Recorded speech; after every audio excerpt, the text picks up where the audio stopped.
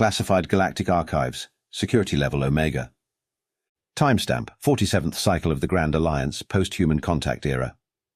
Recording start, announced Chief Archivist Blexar, adjusting his crystalline neural interface. His iridescent scales shimmered under the archive's bioluminescent lighting as he settled into his hovering documentation pod. Voice recognition confirmed. Security clearance, supreme. The ancient archivist's four arms moved in perfect synchronization across the hollow controls, pulling up files that hadn't been accessed in centuries.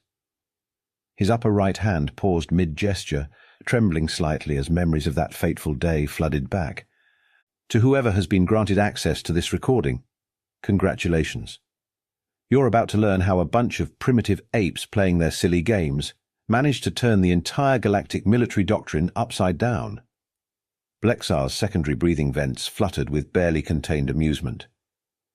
And yes, I said primitive apes, humans, Deathworlders, the species that made us question everything we thought we knew about technological advancement.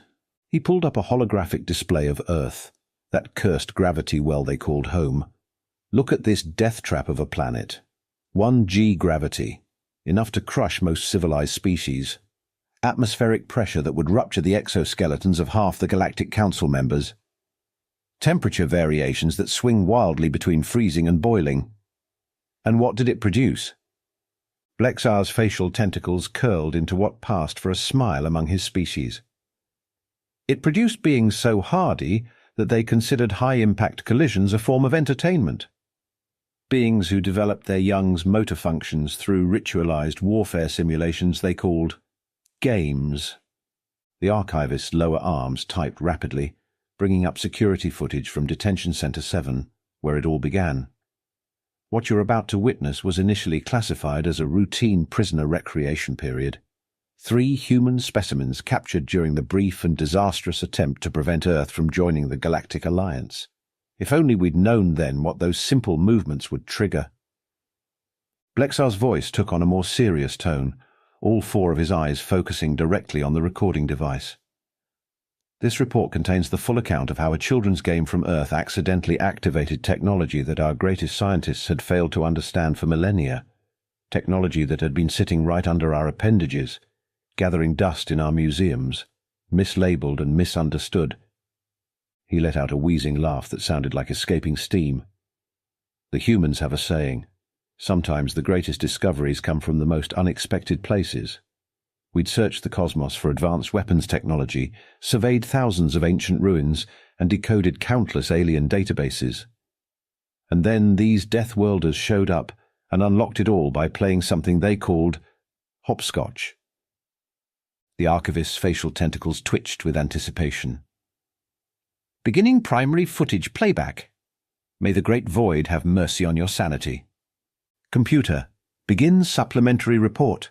Commander Nixvar spoke, her crystalline exoskeleton crackling with nervous energy. The events I'm about to describe occurred during the standard recreation period for human prisoners in Block Q379. She flicked her sensory appendages across the hollow display, bringing up multiple camera angles of the detention yard. As facility commander, I initially saw nothing unusual about their behavior. The 3 humans, prisoners designated Thompson, Rodriguez, and Chen, had been model detainees since their capture during the Earth containment operation. The commander's bioluminescent patches pulsed a deep blue as she continued. Recreation period began as usual at 0700 Galactic Standard Time. The humans were provided with their standard exercise allowance in the quantum-shielded courtyard. What happened next? She paused, mandibles clicking together. Well, see for yourself. The footage showed the 3 humans drawing strange patterns on the ground, using broken pieces of their mineral supplement tablets. The tallest one, Thompson, began explaining something to the others, gesturing enthusiastically. At first, we assumed this was another display of their bizarre Deathworlder social bonding, Nixvar narrated, her voice tinged with embarrassment. Our xenobiologists had documented hundreds of these human games, each seemingly more pointless than the last. Something about their high-gravity evolution made them prone to repetitive jumping movements for entertainment. The footage continued, showing Rodriguez hopping through the pattern, carefully placing each foot according to some incomprehensible rule set. "Notice how precise their movements are," Nix-Va pointed out. "We later learned this pattern wasn't random at all. They called it hopscotch, a training exercise disguised as entertainment that they teach their young." Chen took his turn next, adding some elaborate twists and spins. That's when the first anomaly appeared, a barely visible shimmer in the air around him. "Our sensors registered no unusual activity at this point," the commander admitted, her voice heavy with regret. "We thought the distortion was a simple camera malfunction." The footage jumped forward several minutes. This is where everything changed. The humans had modified their game, adding what they called double jumps and twist moves, when all three began moving in synchronization. Nix-Va's voice cracked slightly. "Well, you can see for yourself." The air around the humans began to ripple violently. Ancient markings hidden in the courtyard's floor for millennia suddenly blazed to life with blinding intensity. The patterns they'd drawn with their supplements aligned perfectly with the newly revealed technological symbols. They had accidentally decoded and activated a quantum kinetic interface that our greatest minds had dismissed as decorative floor patterns, Nix-Va explained, her professional composure slipping. "A weapons testing facility dating back to the precursor era, activated by 3 humans playing a children's game."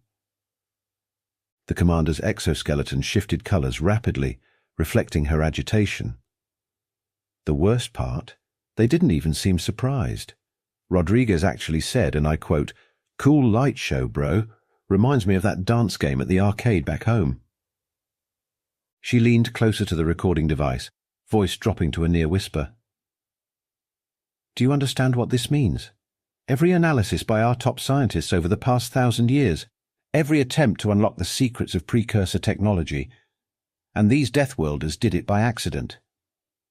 With a game designed to teach their offspring basic locomotion skills." The footage showed the humans continuing their game, completely oblivious to the fact that they'd just revolutionized galactic warfare. "In conclusion," Nix-Va stated, her professional tone returning, "I recommend immediate implementation of Protocol 073, full integration of human kinetic patterns into military training, and perhaps we should take a closer look at their other games as well." The commander's final words carried a mix of fear and admiration. After all, if this is what they teach their children for fun, imagine what their actual military training must be like. Senior Security Officer Kha'Zix rushed through the quantum-shielded doors, his metal boots clanking against the pristine floor of the command center. The emergency alarms blared overhead, their piercing wail mixing with the chaos of panicked voices and rapid-fire commands. "Someone tell me what in the 7 nebulas is going on," Kha'Zix demanded, his secondary heart pounding as he watched the monitoring screens. The quantum energy readings were off the charts, pulsing in patterns he'd never seen before in his 300 cycles of service. Through the main viewport, he could see the 3 human prisoners still hopping around in their bizarre patterns, completely oblivious to the fact that they'd just triggered a chain reaction that threatened to rewrite galactic history. The ancient markings beneath their feet pulsed with each synchronized jump, creating ripples of energy that spread across the detention yard. "Sir," a junior officer squeaked, her tendrils curling in distress, "the humans, they're generating quantum kinetic resonance patterns identical to the theoretical weapons systems of the precursors." Kha'Zix's facial scales flattened in disbelief as he watched Thompson, the tallest human, execute a perfect double jump with a half-twist. The move sent a surge of energy through the hidden circuitry beneath the yard, causing several nearby monitoring devices to explode in a shower of sparks. "Get me a direct feed to their audio," Kha'Zix ordered, his claws clicking nervously against his command console. The humans' voices filled the room, their casual banter making the situation even more surreal. "Yo, Chen, that's not regulation hopscotch," Rodriguez laughed, his feet moving in perfect rhythm with the now glowing patterns. "You can't do a triple jump into a spin." "Says who?" Chen shot back, adding another twist to his routine. "My cousin taught me this version back in Singapore. It's totally legit." With each variation they added to their game, new systems activated in the facility. Ancient doorways that had been sealed for millennia began sliding open. Holographic interfaces sprouted from walls that everyone had assumed were solid stone. The entire detention center was coming alive, responding to their movements like a musical instrument being played after centuries of silence. "By the void," whispered Chief Engineer Plix, her tentacles trembling as she analyzed the data streaming across her screens. "The patterns they're creating. They're not just random energy discharges. They're activating specific systems, calibrating them, optimizing them. These humans are literally programming ancient technology through interpretive dance." The base's quantum core began humming at frequencies that shouldn't have been possible, synchronizing with the humans' movements. Security drones that had been stationed in the yard started moving in harmony with the prisoners, their ancient combat protocols awakening after eons of dormancy. "Sir," a weapons officer called out, voice cracking with panic. "The drones, they're forming attack formations, but they're not targeting the humans. They're protecting them." Kha'Zix watched in horror and amazement as centuries of military doctrine crumbled before his eyes. Every defensive system they'd built, every security measure they'd implemented, was being casually bypassed by 3 humans playing a children's game. Should we stop them?" someone asked hesitantly. Kha'Zix shook his head slowly, his military training warring with his scientific curiosity. "No," he decided. "Record everything. Every jump, every pattern, every energy signature. The Council needs to see this." The humans continued their game, laughing and challenging each other to more complex movements, completely unaware that they were revolutionizing warfare with every step. Thompson had just started teaching the others something called Double Dutch, when the emergency containment teams finally arrived. "One last thing," Kha'Zix added, watching the humans being escorted away. "Check our historical databases. Find every human game involving jumping, hopping, or rhythmic movement. Something tells me we've only scratched the surface of what these Deathworlders can do." The command center fell silent, save for the humming of newly awakened ancient technology and the distant echo of human laughter. Chief Researcher Khalif paced back and forth in the grand amphitheater of the Galactic Science Academy, his hoverpad whirring softly as it compensated for his agitated movements. The assembled scientists watched in stunned silence as holographic projections of human jumping patterns floated above their heads. "Ladies, gentlemen, and non-binary entities of the Scientific Council," Khalif began, his bioluminescent spots pulsing with excitement. "What you're looking at is not, as we originally thought, a primitive form of entertainment. These human jumping patterns perfectly mirror the quantum wave functions we've been trying to decode for centuries." He gestured to a side-by-side comparison of a hopscotch pattern and an ancient precursor control interface. "Look at this. The human game creates kinetic resonance patterns that match the activation sequences of precursor technology with 99.97% accuracy. We've spent millennia trying to crack their code, and these Deathworlders did it by teaching their young how to not fall over." The crowd burst into confused murmuring as Khalif projected a new set of data streams. The timing of their jumps matches quantum probabilistic intervals. The spatial distribution of their movements creates perfect harmonic resonance with subatomic particles. Even their silly little victory dances generate exploitable quantum entanglement fields. A young researcher raised her appendage. "But Chief Khalif, how did we miss something so obvious?" Khalif's secondary mouth curved into what his human colleagues called a smirk. "Because, my dear colleague, we overcomplicated everything. We assumed advanced technology required advanced activation methods. We built massive computers to try cracking precursor codes. We developed complex theories about multidimensional input interfaces." He pulled up footage of the 3 human prisoners playing their game. Meanwhile, the answer was literally child's play. The precursors designed their technology to respond to natural body movements. We missed it because we evolved on low-gravity worlds, where such vigorous motion would be exhausting or dangerous. But humans, they jump around for fun. The holographic display shifted to show energy readings from the detention center incident. Every hop, skip and jump these humans performed generated specific quantum signatures. Their movements created perfect resonance patterns that our finest instruments couldn't replicate. Why? Because they weren't trying to create them. They were just having fun. Caliph's voice took on a tone of wonder. We've discovered references to hundreds of human games that could potentially activate different precursor systems. Something called jump rope might be the key to their transportation networks. Leapfrog shows promising connections to their shield technology, and don't even get me started on this breakdancing phenomenon. The scientist activated his final display, showing the modified training programs they'd developed. We've already begun incorporating these movements into our military training. The results have been interesting. Turns out most of our species lack the physical capability to perform these actions without mechanical assistance. We've had to develop special exoskeletons just to attempt their basic training exercises. His spots dimmed slightly as he concluded. The humans have a saying, sometimes the simplest solution is the best solution. We searched the cosmos for answers while they literally played with them in their schoolyards. Perhaps it's time we re-examine everything we think we know about advanced technology. After all, if their children's games can unlock the secrets of the universe, imagine what their actual technological innovations might teach us. The amphitheater erupted in excited discussion as Caliph deactivated his presentations.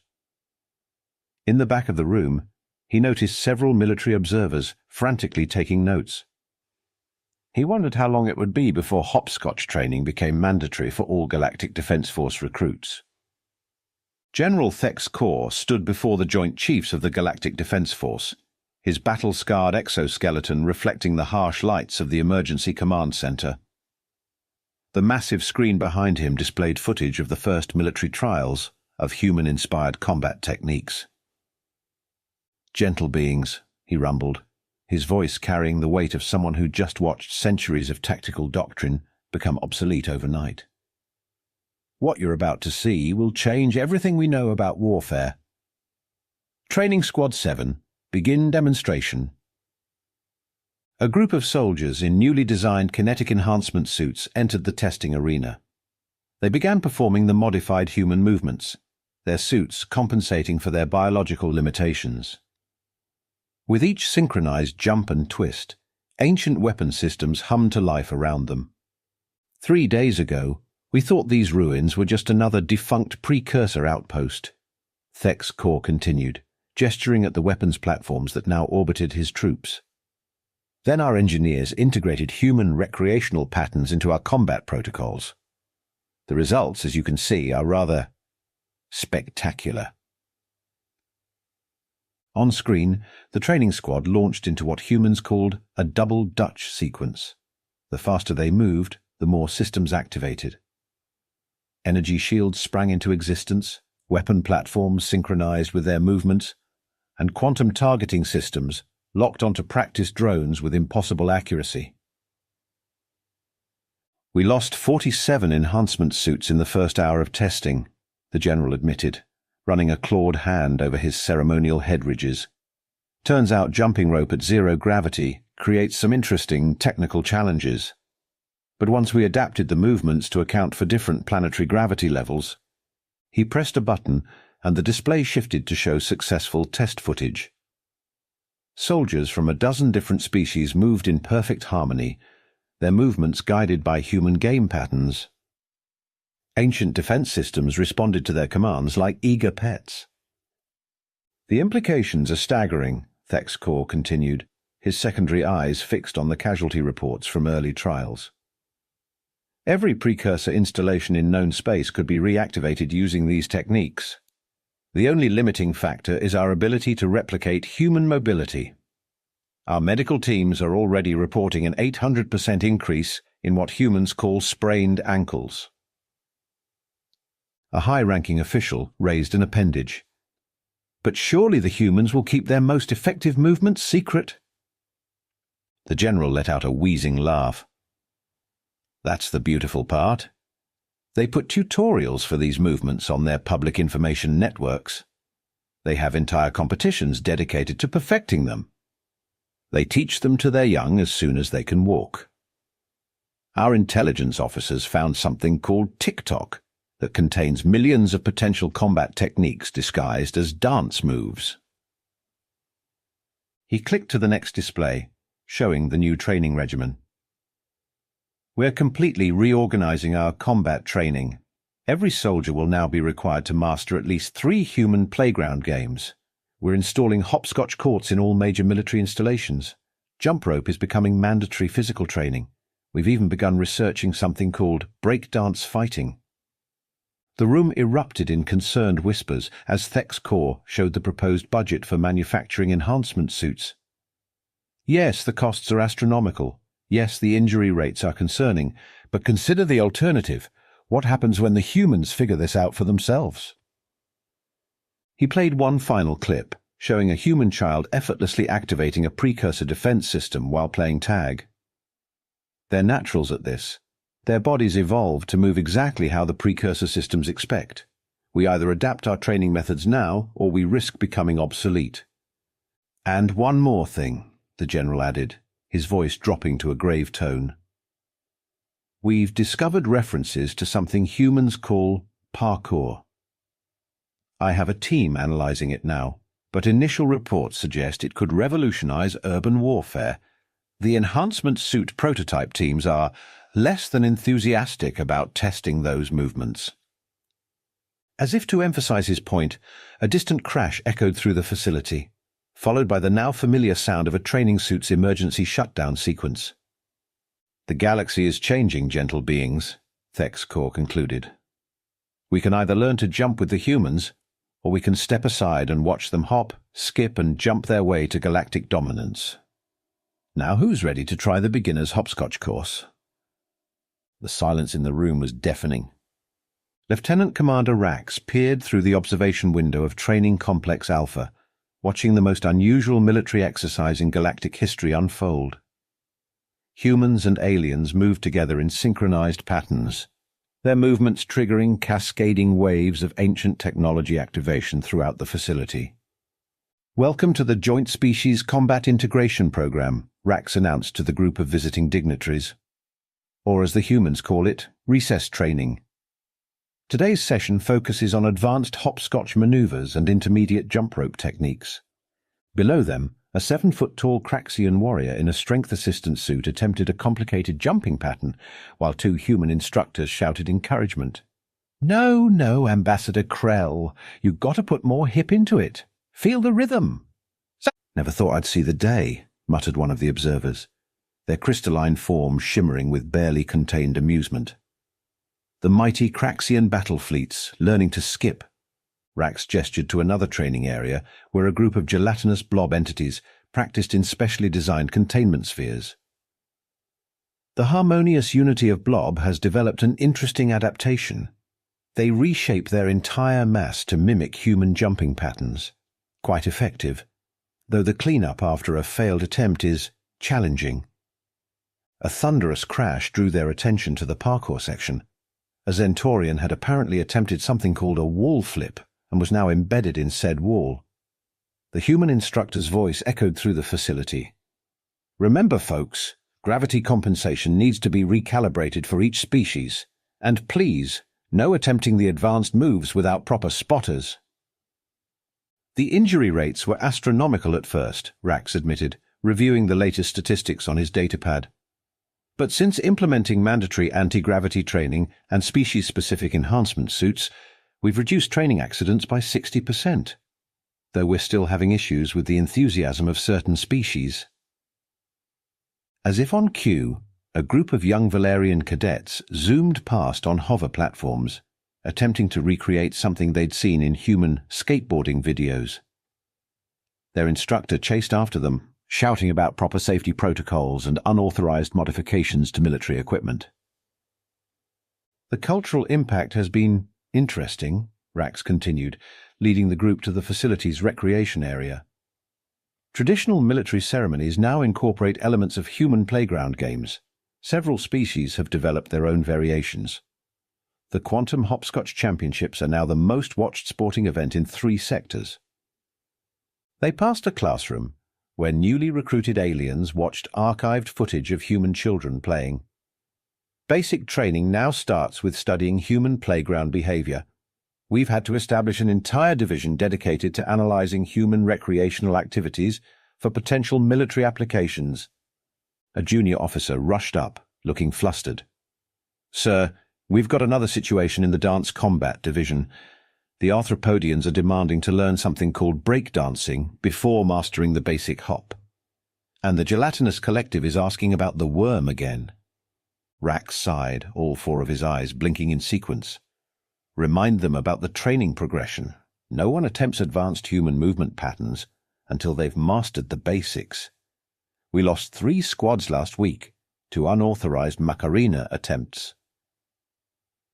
The tour continued past the technology integration labs, where scientists studied the connection between human movement patterns and ancient systems. "We're discovering new applications daily," Rax explained. "A simple game of tag activated a dormant transportation network last week. And don't get me started on what happened when someone taught the Hive Mind Collective about Ring Around the Rosie."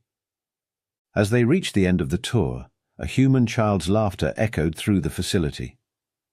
The daughter of one of the instructors was teaching a group of alien officials how to play red light, green light. The ancient security systems pulsed in harmony with their movements. "The humans have a saying," Rax concluded, watching the unlikely scene unfold. "The best way to learn is through play." We thought we were teaching them about advanced technology and galactic civilization. Turns out they were teaching us how to unlock the universe's secrets through the simple joy of movement. In the background, another crash echoed, followed by an enthusiastic, "My exoskeleton is fine, I meant to do that. Can I try the cartwheel again?"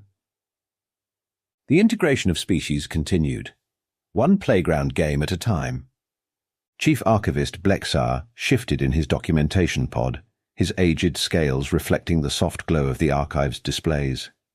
The footage he'd been reviewing brought an amused twitch to his facial tentacles.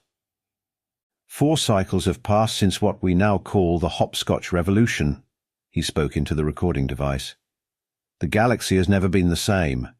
Walk into any military installation today and you'll see jump rope courses alongside plasma cannon arrays. Training grounds echo with the sound of ancient war machines activating to the rhythm of children's games. He pulled up the latest statistics, chuckling at the report titles.